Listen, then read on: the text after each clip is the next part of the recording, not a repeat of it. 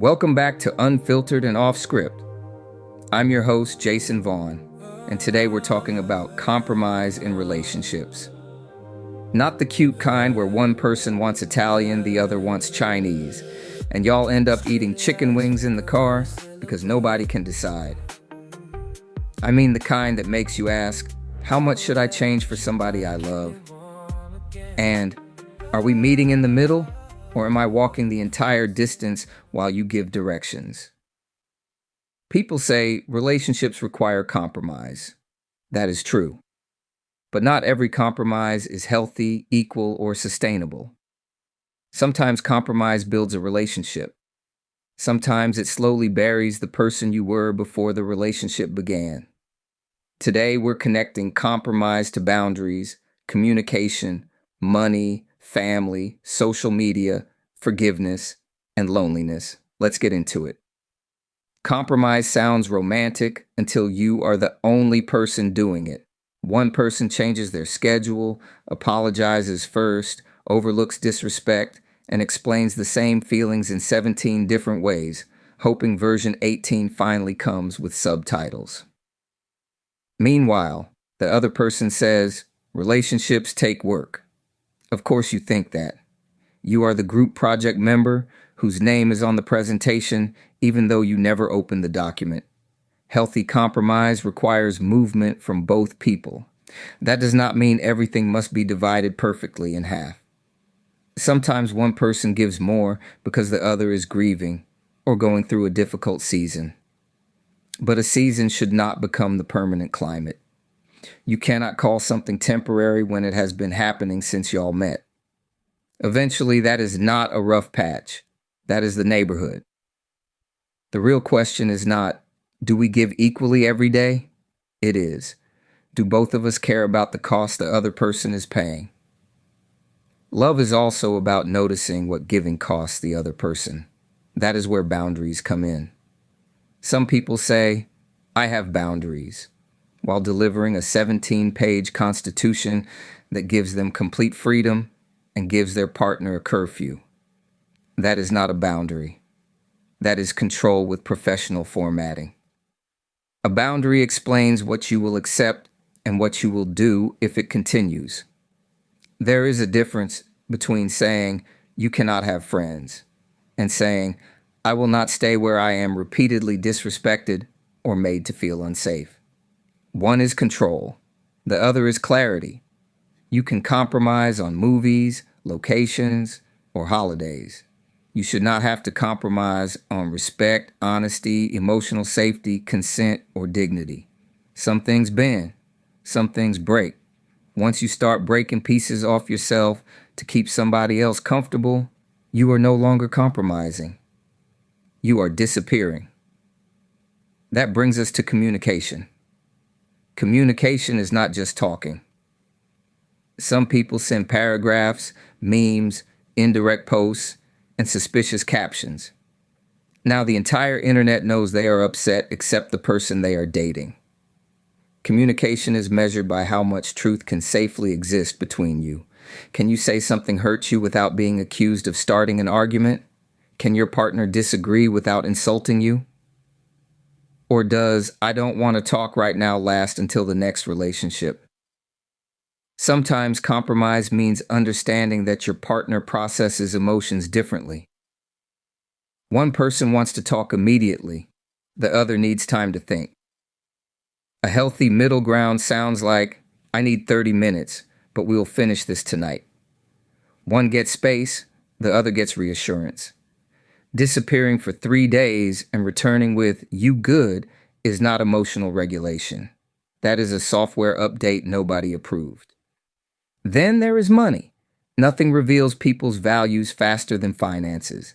Money can represent security, freedom, power, fear, or survival. One person says, enjoy life. The other checks the banking app every 6 minutes because somebody ordered appetizers.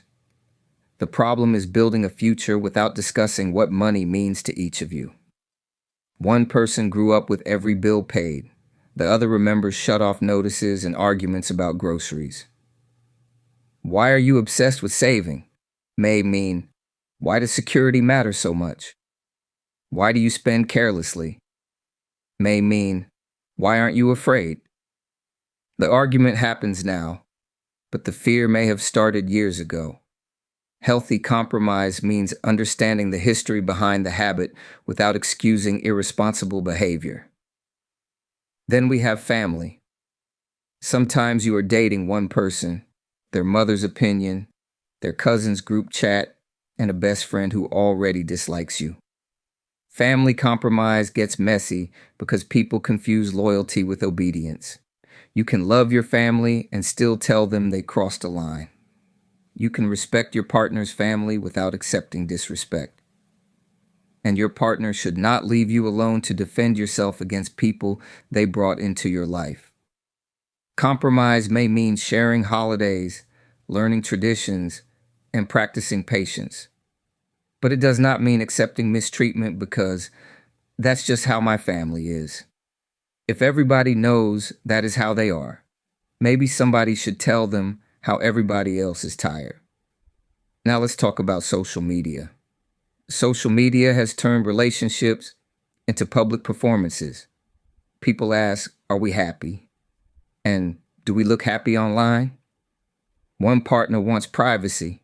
The other wants to be posted. One sees love. The other sees an Instagram press release.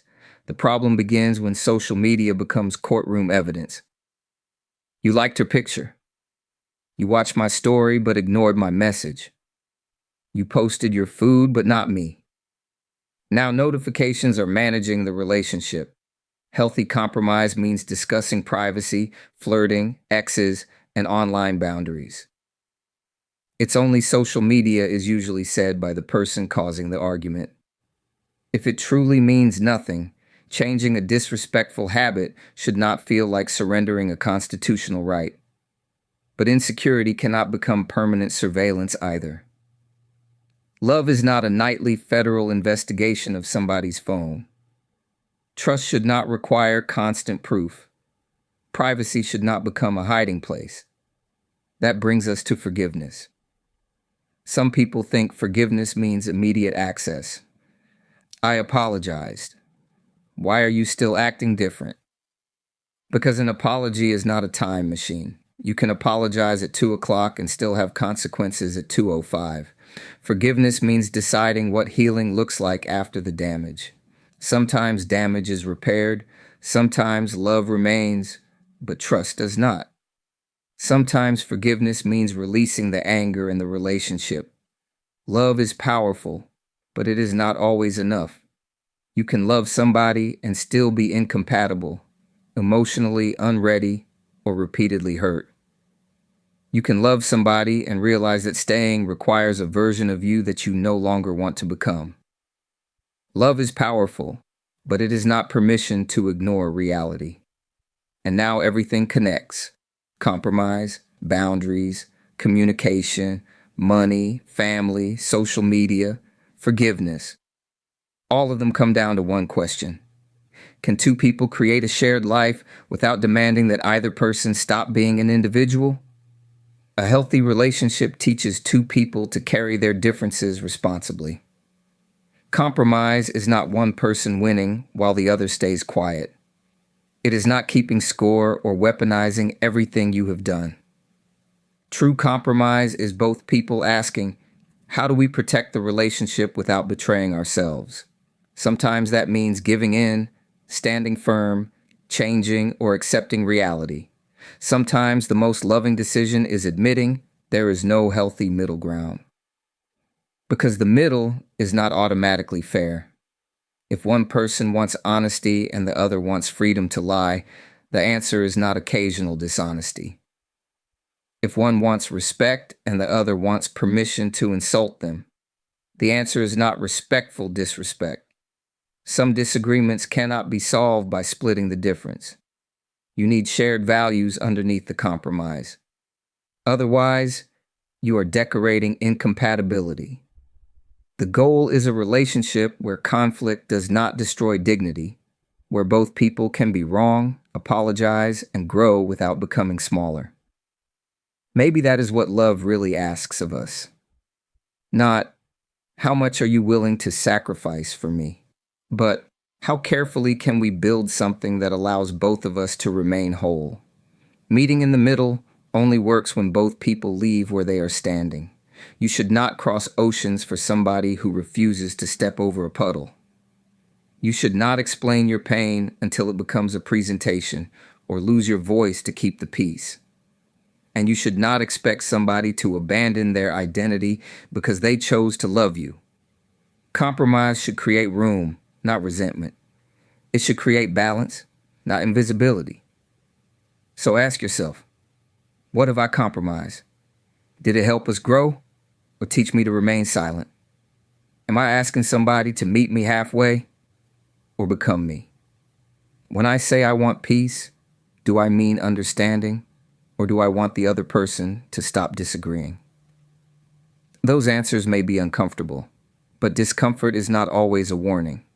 Sometimes discomfort is the truth arriving without an invitation. Love must make room for both people to be heard and stay whole. This has been Unfiltered and Off Script, and I'm your host, Jason Vaughn. Remember, relationships require compromise, but love should never require your complete disappearance. Meet each other in the middle. Bring honesty, patience, accountability, and your whole self.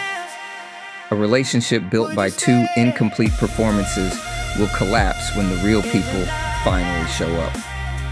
Until next time, protect your peace, communicate clearly, and stop calling it compromise when you are the only person sacrificing.